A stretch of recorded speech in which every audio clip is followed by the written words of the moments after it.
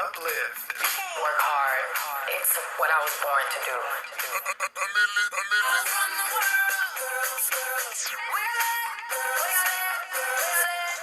It's important for you to understand that your experience facing and overcoming adversity is actually one of your biggest advantages.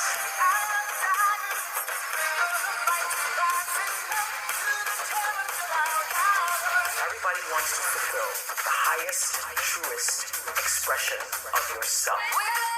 Hey, beautiful souls. Welcome back to another episode of the Shift and Uplift podcast. It's where we keep it real, raw, and totally relatable. Today, we're diving deep into a topic that might stir the pot, but that's okay. Trust me, it's worth the journey.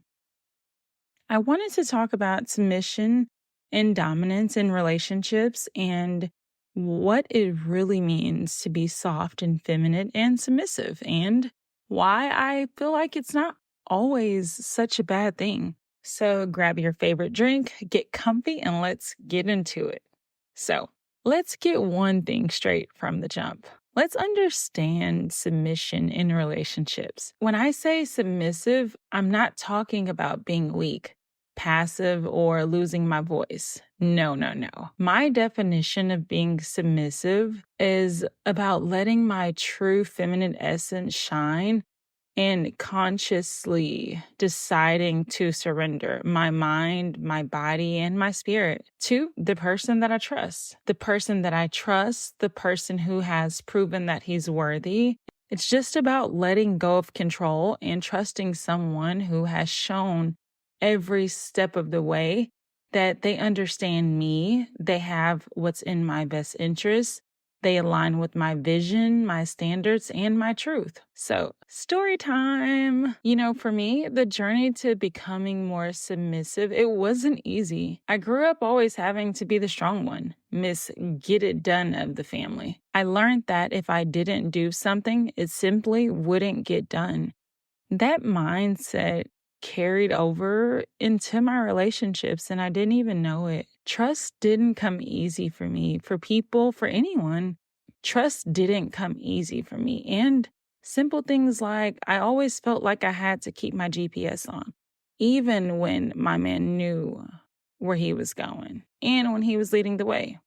Not because he led us wrong before, but just because I had this deep-seated need to be in control, just to be sure.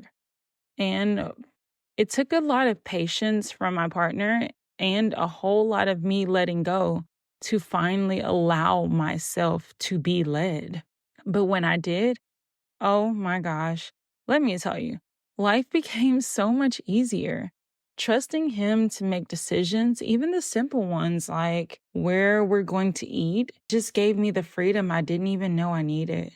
And he knows me so well that whatever he picks, he know I'm going to like.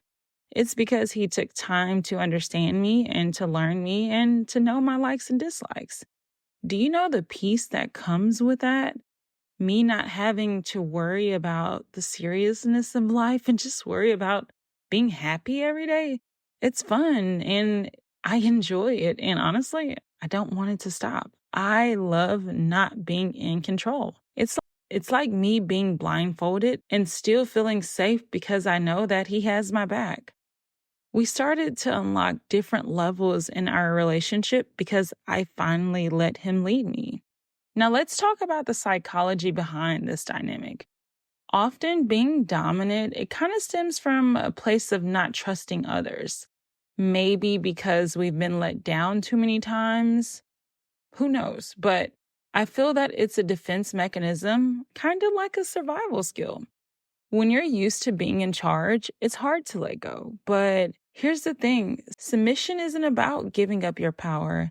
It's about trusting someone and trusting someone else with that power because they have earned it. And let's be real, there's a certain peace that comes from letting go and knowing that you're safe in someone else's hands. For my ladies listening, this isn't about letting just anyone lead. It's about knowing that your partner has your best interests at heart. That's the key. Submission, when done right, of course, it's really just an exchange of trust. It's not about control, it's about balance. You give a little, he gives a little, and together you just create something beautiful. Here's the beautiful part about my relationship. Yes, I am submissive, but it doesn't mean that I don't have a voice. In fact, it's actually the total opposite. My lover, as I like to call him, he values my opinion so much because I'm not trying to control him. I'm giving him the freedom to lead, and in turn, he comes to me for advice. He comes to me for my thoughts and for my feelings. That's the power of a balanced relationship. We don't just work together, we actually thrive together. He's my Superman, but that doesn't mean that I'm just sitting back and letting him do all the work.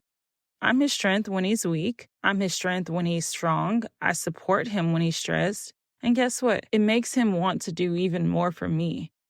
It's like a cycle of love and trust and mutual respect.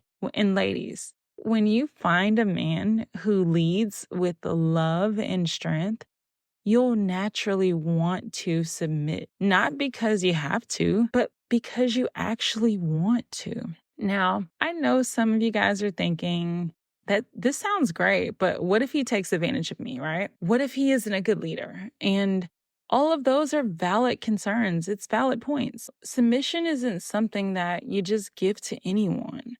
You have to be with someone who shows you that they're capable of actually being a leader. Someone who respects you, someone who loves you, and someone who puts your needs first. Otherwise, you're setting yourself up for disappointment. Remember, it's not smart to be submissive just because someone demands it. It's about finding the right person to actually lead you. When it comes to tips, I am no expert. I am still just figuring it out. My podcast is my thoughts and my opinions, so bear with me. Exactly how do you navigate this? And here's a few tips that I would have to give, and this is only my opinion, right? Number one, I just think you should do what feels right. Don't force yourself into being submissive because someone just wants you to.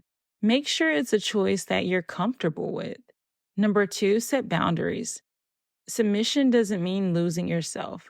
Establishing boundaries and communicating openly with your partner about what you're comfortable with, your likes, your dislikes, your absolute no's, your heck yes, it's really important. Number three, just trust the process. If you found someone who has proven that they're a good leader, let yourself trust them. It may take time, but it's so worth it in the end. Number four is keep the balance. Even in submission, you just maintain your voice. A good leader would always value your input, so this is not to mute you. Number five is mutual respect. This is key because both of you should respect each other and you should acknowledge each other's strengths and each other's weaknesses.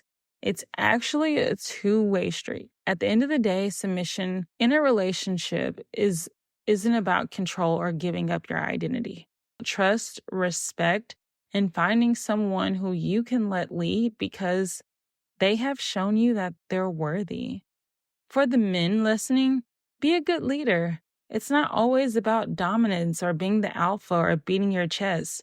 It's about guiding with love and great intention and understanding and respect. And for my ladies, it's okay to let go of control when you found that right person. It's not a weakness, it's a strength. And remember, next week we're diving deep into another topic on how to protect your peace. So